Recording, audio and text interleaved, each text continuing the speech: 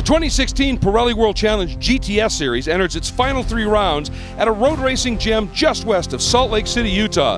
The championship chase is about to get down and dirty because it's a high elevation duel in the desert, and it starts now.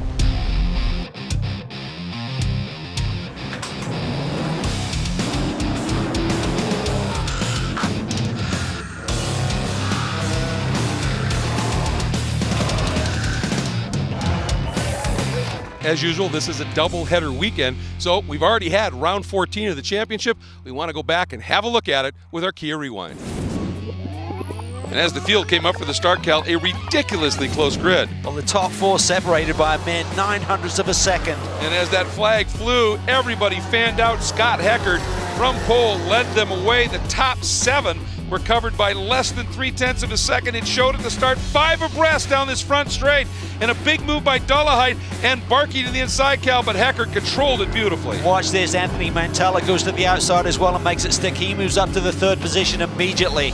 And that was just a portent of what was to come. Watch this move by Mantella, Cal. So strong on the brakes. Looked like he's just going for second. He almost grabbed the lead there. Surprising Scott Heckert as well. The KTM crossbows, the deeper the race went, seemed to get quicker. Martin Barkey makes a move on young Harry Gottsacker. They had the setup here this weekend, Greg. Both Barkey and Mantella very, very strong. Meanwhile, you'll watch there, Heckert continues to lead, but that was about to change again in Blackrock. Anthony Mantella dives to the inside, takes the lead away from Scott Heckert, and just drove away from this field. There is your points leader, Brett Sandberg, trying to do something, gets down to the inside of Parker Chase, picks that spot up, and that puts him right on the tail of the guy he's racing in the points, Lawson Aschenbach. Well, his car was not strong during the opening laps, but suddenly he found the sweet spot there. Very aggressive move and gets the job done. Vesko Kozarov, a local driver, he's been very fast here. However, a new car, heating issues, and he was done. And for Tony Gaples, had to pull off with a drive belt issue. He'd be able to get back into it.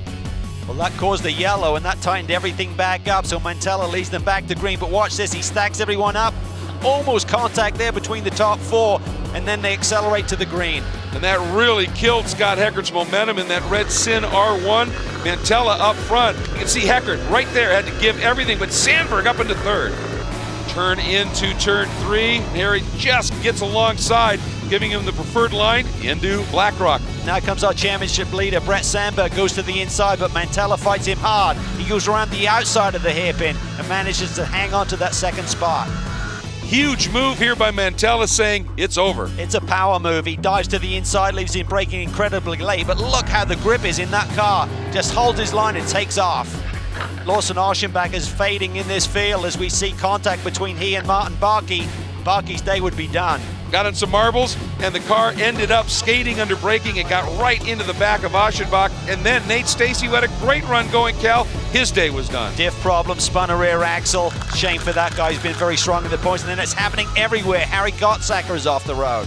Anthony Mantella, what a race, gets his first ever professional win. The former snowcrosser, big celebrations by the crew.